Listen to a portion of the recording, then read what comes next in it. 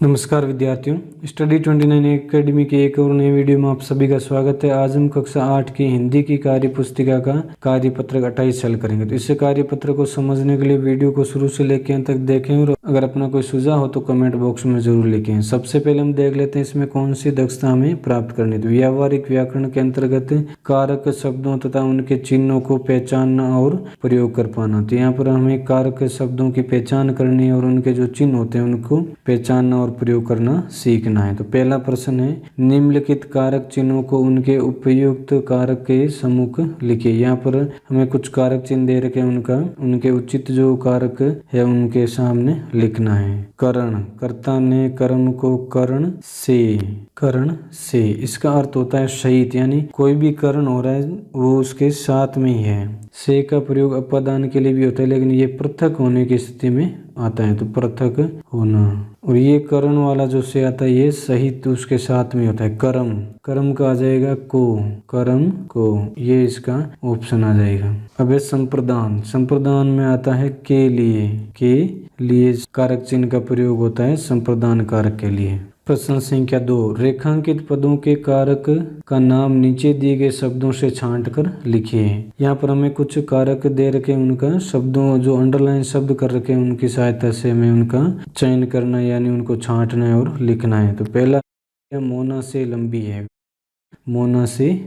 है, तो यहाँ पर से का प्रयोग अलग करने के लिए किया गया। तो यहाँ पर आ जाएगा अपादान कारक, ये ऑप्शन इसमें आ जाएगा। दूसरा है, गुड्डू ने विमल को उत्तर बता दिया कर्म को, तो इसमें आ जाएगा कर्म कारक, ये जो चिन्ह है वो कर्म कारक का चिन्ह है। तीसरा, लक्षिता ने बोर्ड पर चौक से लिखा, तो इसमें आ जाएगा करण से, यानी चौक के माध्यम से वे लिख रही, तो आ जाएगा करण कारक।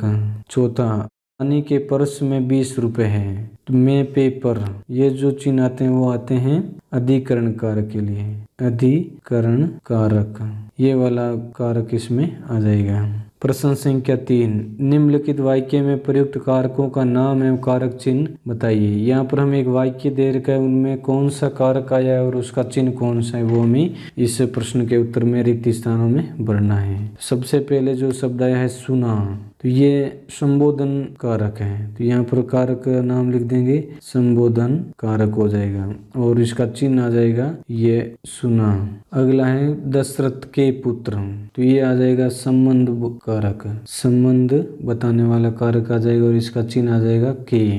अब आगे है राम ने, कर्ता ने, तो ये आ जाएगा कर्ता कारक, ये कर्ता कारक आ गया और इसका चिन्ह आ गया ने। अब अयोध्या से जाकर, ये जो राम है वो अयोध्या से दूर हो रहा है, दूर होने की स्थिति में जो से शब्द आता है वो आता है अपादान कारक का, तो यहाँ पर लिख देंगे पादान और इसका कारक चिन्ह हो जाएगा से। जाकर सीता के लिए, संप्रदान कारक आ जाएगा, ये आ जाएगा संप्रदान कारक और इसका चिन्ह आ जाएगा के लिए। रावण को, कर्म को, कर्म किस इसमें आ जाएगा कर्म कारक, कर्म और चिन्ह आ जाएगा को।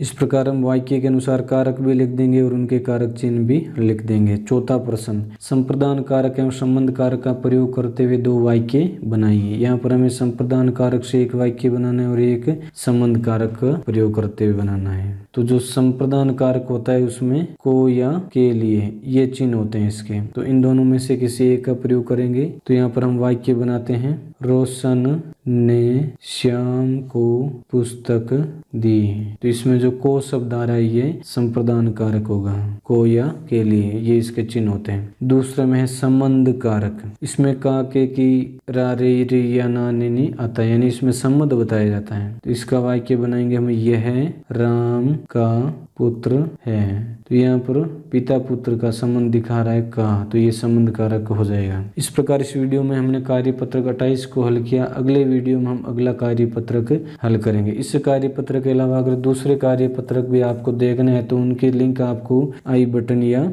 डिस्क्रिप्शन में मिल जाएंगे, वहाँ पर जाकर आप हिंदी या गणित का कोई भी कार्यपत्रक देख सकते हैं, समझ सकते हैं या नोट कर सकते हैं। वीडियो अगर उपयोगी लगा हो तो इसको लाइक करें और अपने दोस्तों में शेयर करें। चैनल पर पहली बार आए तो चैनल को सब्सक्राइब कर लें और बेल आइकन भी दबा दें ताकि आने वाले वीडियो की नोटिफिकेशन आपको समय पर मिल सकें। वीडियो को पूरा देखने के लिए आपका बहुत बहुत धन्यवाद।